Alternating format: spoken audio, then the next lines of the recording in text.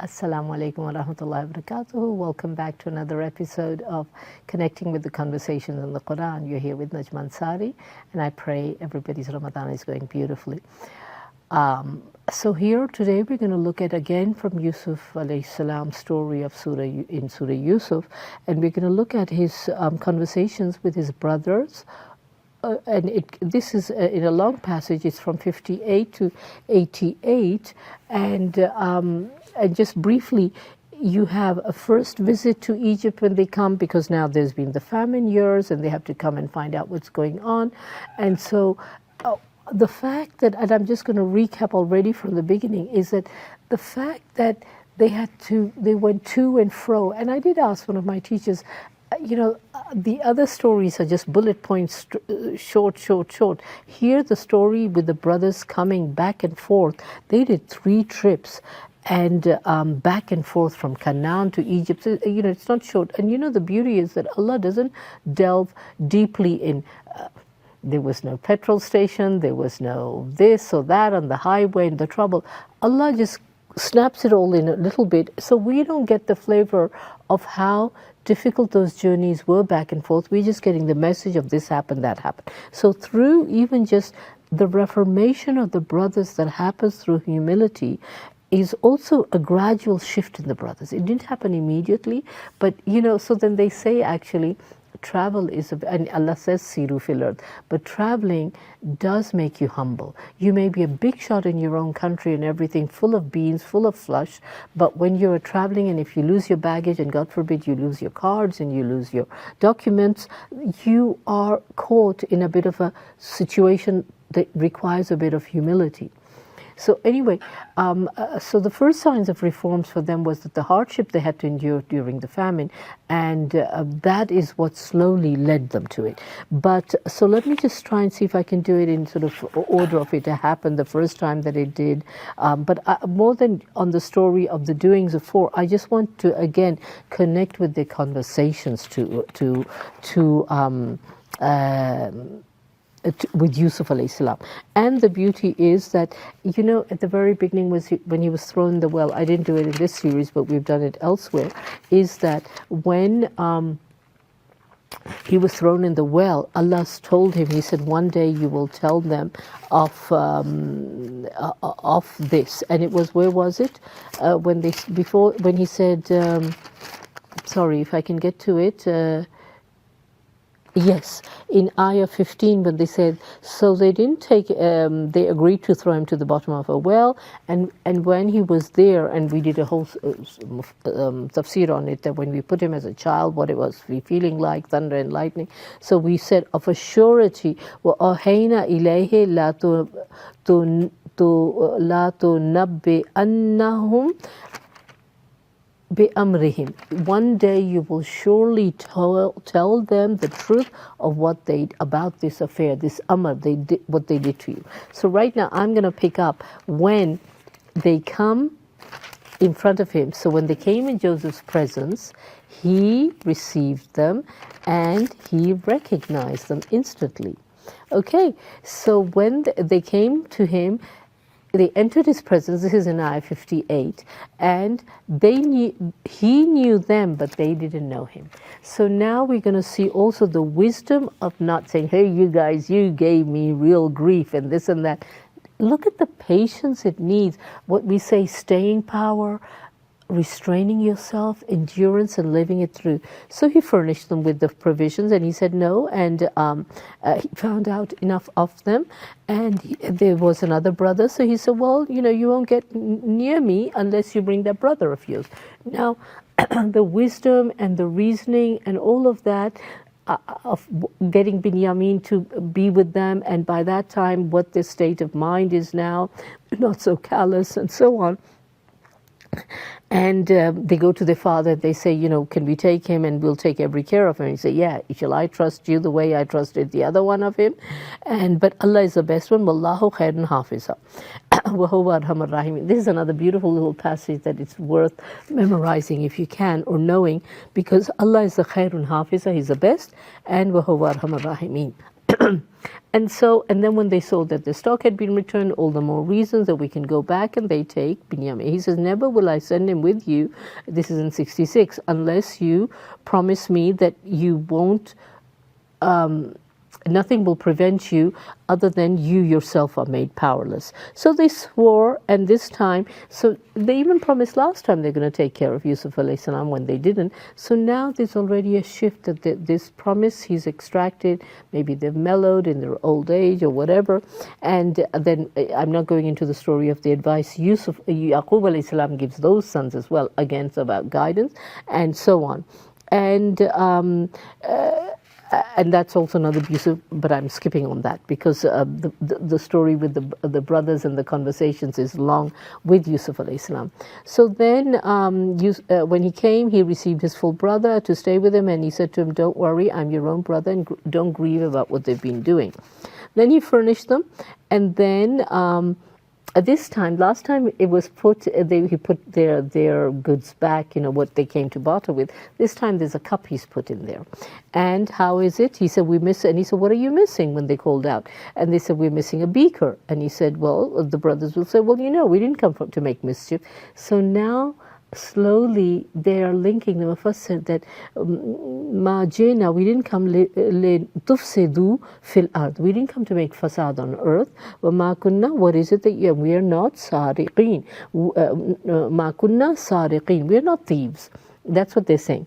But then look, they said, and what happens if we find it in your baggage?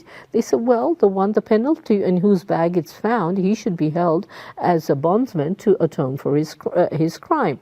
And so وَنَجْزِي الظَّالِمِينَ, and that's how we, calling on their ancestral laws and everything, we punish the zulm people. So they're making this claim as if they're very super pious when they've got their own history of, dark skeletons in their cupboard. And when they find it in his brother's bag, that's how Binyamin was kept back. And now they said, but look at also again, even at this state of having gone through famine and everything, the first thing they say is, if he steals, there was a brother before him who did steal before.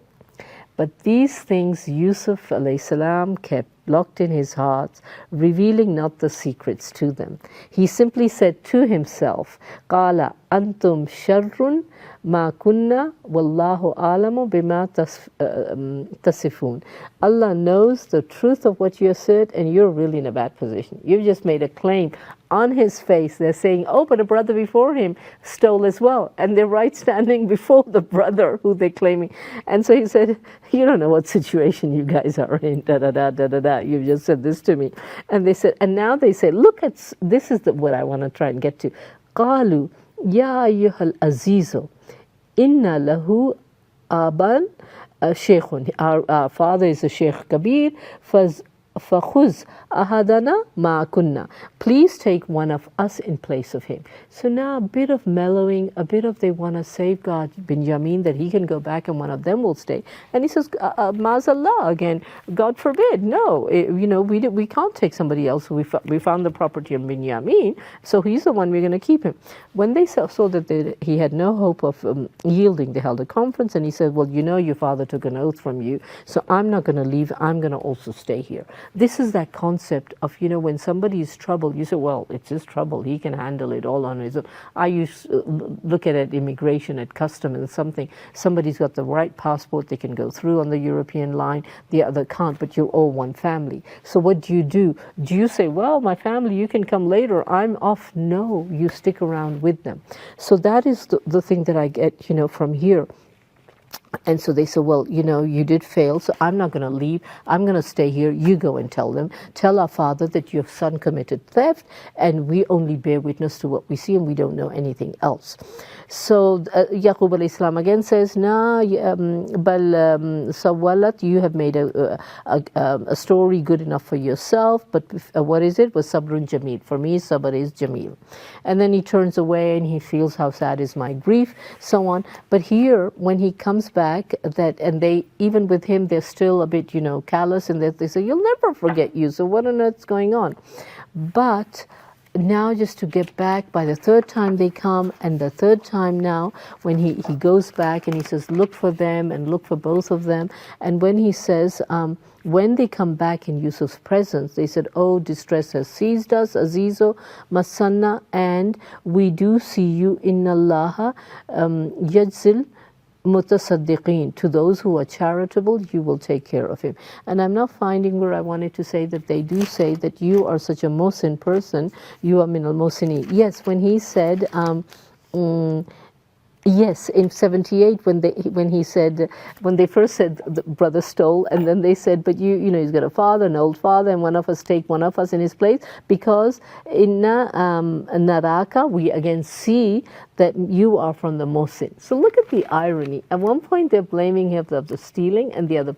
So for me, the take home was frequently we, in relationships to other things, at one place we were really mad at them and we say, yeah, but that sister-in-law, she always does that, or that mother-in-law always does that. And then at the other hand, we don't know that this is a mother-in-law or daughter-in-law also in their life. And you say, oh, but you're such a good person. You're such. So how you can get multiple views. It's like having that elephant, and then somebody sees the tail, somebody sees the body of the animal. You see different visions. So here, subhanAllah, they're saying the same person who's the Aziz, the king, they don't know he's his brother, and they're bad-mouthing the brother they lost. Oh, he was and yet on the other hand. So look at the irony and relate again, like we said, do self-awareness. When do I do these kind of things? At one moment, I'm so happy, thank you, my hubby, I'm so great, you know, like I'm so grateful he did this, A, B, C, D, all the rest, you fixed my this, he fixed my that, everything. And the next moment when something slips, he says, you always do that. So it's different. I'm not going by the tafsir there, but I'm saying that what is the take-home lessons for today? What are the take-home lessons? So at the end when he says, so did you know what you did to Yusuf? And so they say, are you Yusuf? Are you Yusuf? So he says, yes, and this is my brother. And he said, did you know how you dealt? This is in 89, that they said, you know, what did you deal with him? And then they said, Allah has been, and he said, yes, Allah has been gracious to me. This is Yusuf alayhi salam saying. And they said, by Allah, قَالُوا تَاللَّهِ لَقَدْ أَثَرَكَ, Allah preferred, أَثَرَكَ اللَّهُ, Allah preferred alayna, on you. وَإِن كُنَّا لَخَاطِئِينَ, and so we were in the wrong. The Aziz told the wife, you were in the khata, it was you were at wrong, you were at sin, and so they are now acknowledging. And look at this beautiful reply. This is what I wanted to get to before we finish up, is and he says, قَالَ لَا تَسْرِفُوا لَا تَسْرِيبَ عَلَيْكُمْ الْيَوْمِ, there shall be no reproach on tasrifa is a word, and look it up if you can. عَلَيْكُمْ الْيَوْمِ يَغْفِرُ اللَّهُ لَكُمْ, Allah may, and He who is the most merciful, وَهُوَ أَرْحَمُ الرَّاحِمِينَ, Allah will forgive you, and He is the most arham. Couple of things just from this also.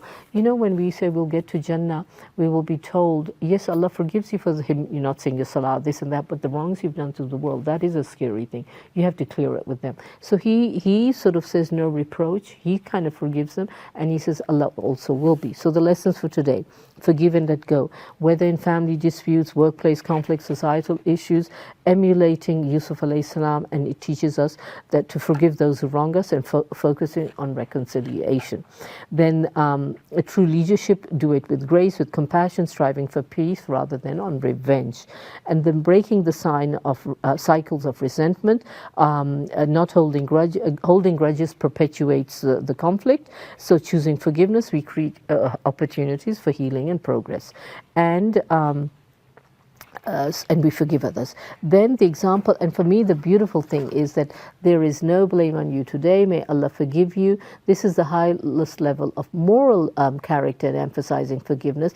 And this is what our Rasul sallallahu alaihi wasallam said. So people draw a lot of parallels in the story of Yusuf alayhi salam with our Rasul sallallahu alaihi wasallam, how his own outcasted him to Yusuf alayhi salam, to our Rasul, the Quraysh, his own clans did that to him, and so on. And even he, when he entered in the Fath al-Makkah, that's what he said. So that's a beautiful thing for us to imbibe and know that, you know, we can move on. And for families and in families, that is the best thing to do. So the timeless lesson is about forgiveness and so on. So I pray that's been beneficial, and I pray that everything is going well with you in this Ramadan, and maybe you use this beautiful time to learn to forgive and that. So Subhana Rabbika Rabbil Izzati Amma Yasifun, wa Salamun Al Mursaleen, walhamdulillahi Rabbil Alameen. Assalamu alaikum wa rahmatullahi wa barakatuh.